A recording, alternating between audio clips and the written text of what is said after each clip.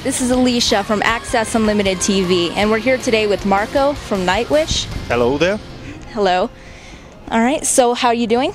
I'm doing pretty good. I mean, the tour's like halfway done here in North America, and well, otherwise everything seems to be good. But we do have a round of flu going through all the buses right now.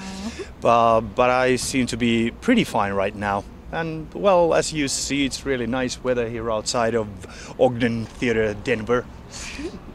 Well, that's good. So how does it feel to be back in Colorado? I feel good. Yeah? Yeah. Well, yeah, don't feel bad. All right, so I hear that there is a premiere of the movie in Finland. Do you know if there's going to be a premiere anywhere else in the world, like maybe the US? To be honest, I know that the people there in the production of the movie, producers and everybody, they're talking about different people and different, distributors throughout the world about theater, like releases and all that. But I have no concrete evidence of anything else except Finland for now. Alrighty. So, which show do you think was the best since the start of the tour in January? That's a hard one.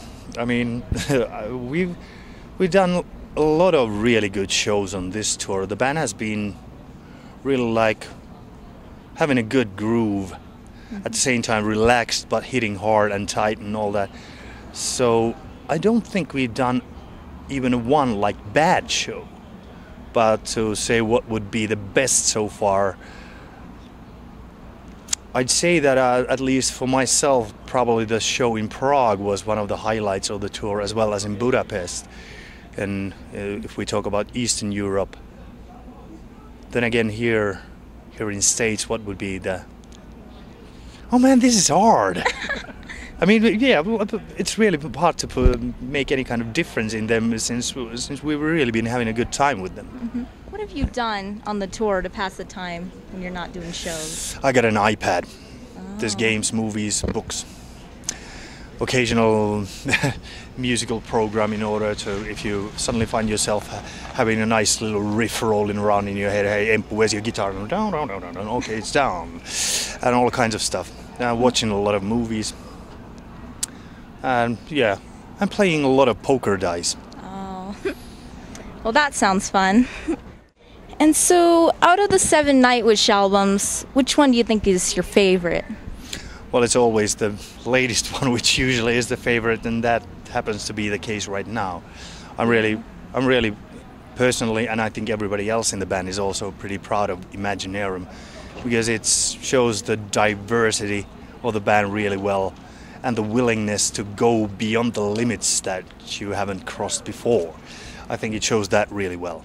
Yeah, it's all right. This is probably more of a question for Tuomas, but what do you think is the story behind songs like Turn Loose the Mermaids and Rest Calm? Well, I do know a bit about that. I've read all the stories through, and we've discussed about them and how the vibes should go and all that, but basically, these are stories about saying goodbye to the world. And did you actually, were you pleased about what you saw, what you felt, what you achieved, and are you gonna go on somewhere or not? Since there are many unused lyrics from previous albums that Tuomas doesn't use, do you know of any that he might have used in Imaginarium? I think he pretty much does lyrics kind of like a smart weapon kind of style. Yeah.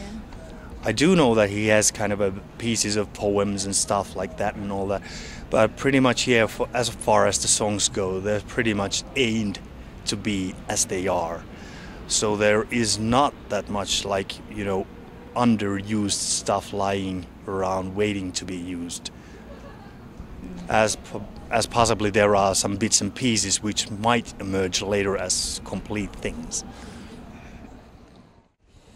Since Nightwish is a symphonic metal band, are there any other symphonic metal bands that may influence you guys at all?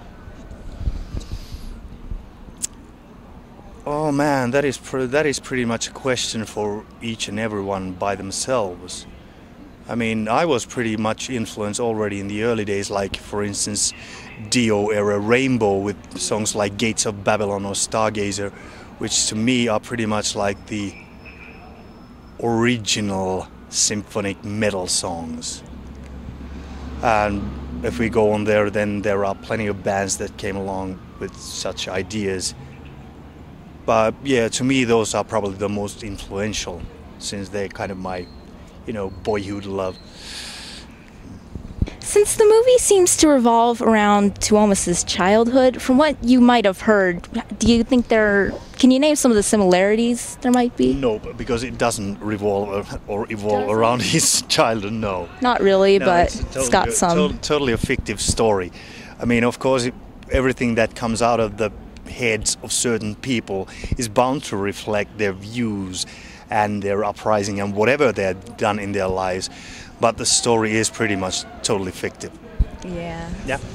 All right, so some good qualities about each of the members? Good qualities about each of the members. In the band, you mean? Mm-hmm. Okay. I had to make sure you weren't talking about my members or anything. Okay, let's see.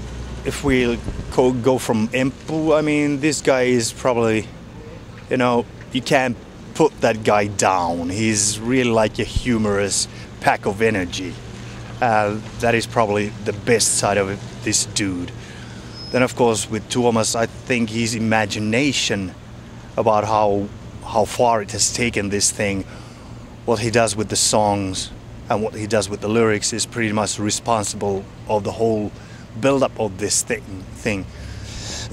And from whatever you read and hear what he does, it also shows that this guy has a big heart. Yeah. Annette, probably, I think that girl's best thing is that the kind of a freaky madness, the enthusiasm she's got for certain things when they emerge, when she gets on stage and starts to do her stuff and all that, and it's pretty much unstoppable there, many times. With Jukka, I mean, yeah, this was actually probably for all of us is that we do have a chemistry that is very much built on certain kind of humor. It contains a lot of black, sarcastic and even slightly questionable subjects and all that, and we all have that as Jukka as well.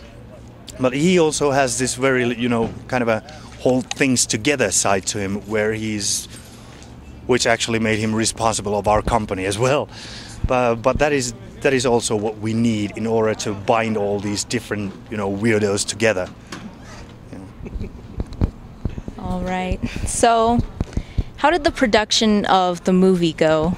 Production of the movie, I think I've seen the finished result now myself and all that, and I think it went better than I expected. I mean, we as a band, we members of the band, we are totally amateurs. We're just movie fans. We like to watch them and see them and how they work and all that, and if the story holds, then you get a good movie. And so far what I saw, and also from the people, their reactions to the movie, from those people who hadn't seen it or didn't even really know what it's about, it seemed to be able to take them captive and hold them until the very end. And that to me seems to be a good sign for the movie. And it can be quite a hell of a trip, because it's a fantastical drama, and some of the scenery is really weird, and some of the happenings are really weird, and in that way it also suits the world of the band very well. So I'm pleased with it, but in the end the public will decide. Right. And so the recording process, how did that go? It was long, but also very, very relaxed this time. With the Dark Passion play, and when Annette came along, we had this burden of proof of setting ourselves again on the podium and seeing if people still like the band and if they're willing to accept a new vocalist. And we wanted to prove that the band wasn't just one face and one voice. And we actually managed to do that with Dark Passion play. So when we started to do Imagineerum, it was way easier to start work on the old album, and we rented this place in the backwoods where everybody had cabins, and we had this one bigger house as a training place, and had a good summer, warm, swinging a lot, and having kids and wives and girlfriends in there and all that. So it was really, that kind of set the vibe for the whole thing. It started out really relaxed and open-minded and continued throughout the winter and all the recordings that way. Were there any things that might have gotten in the way, like maybe sickness or something? Sure. I mean, Annette broke her ribs one time when we should have already started recording vocals, but it made no sense to start to take painkillers and try to sing when you have cracked ribs. But in the end, we still used that 2 weeks of studio time, so that Mikko Karmila, who mixed the album, he actually used all that time to edit and listen to the orchestra and choir tapes and put things in order in there, because of course you had a hell of a lot of tracks for those. So in the end, we managed to use that time well. And so this wraps up the interview with Marco. So say bye, Colorado. Bye, Colorado. Thank you.